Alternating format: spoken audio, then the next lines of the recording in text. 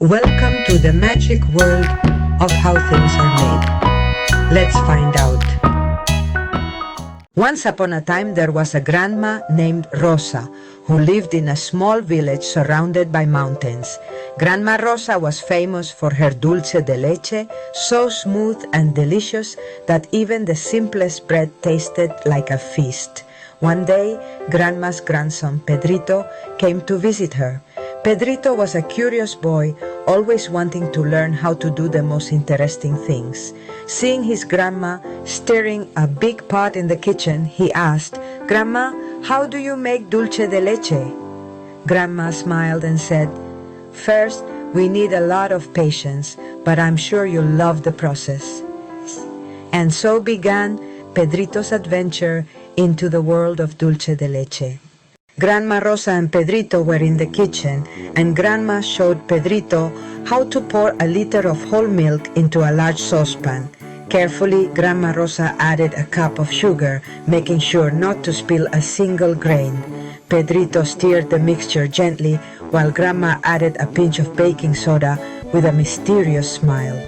"It's the magic powder that keeps the milk from curdling," Grandma explained as Pedrito stirred the spoon.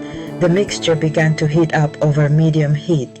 "You have to watch it like a hawk," Grandma advised. After a while, the mixture began to bubble gently and change color. Pedrito watched in fascination as the milk turned into golden caramel. "Patience is key," Grandma reminded him when Pedrito started to get impatient. To make the time go faster, Grandma Rosa also told him stories from her youth while continuing to stir. Soft music coming from the radio filled the kitchen, creating a cozy atmosphere. Pedrito thought the wait was long, but his grandma's stories made the time seem shorter. Very soon, the dulce de leche began to get thicker and have an irresistible smell. "Now is the time to stir without stopping," Grandma said. Pedrito, determined to help, stirred the spoon as he saw bubbles everywhere. Time kept passing, but something magical happened in the pot.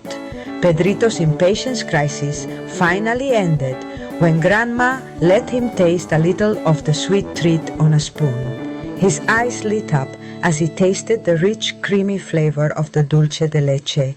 "It's delicious!" he exclaimed, making his grandma laugh.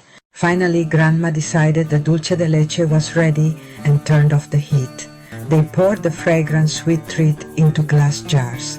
Pedrito carefully capped each jar, while Grandma explained how it would cool and thicken even more.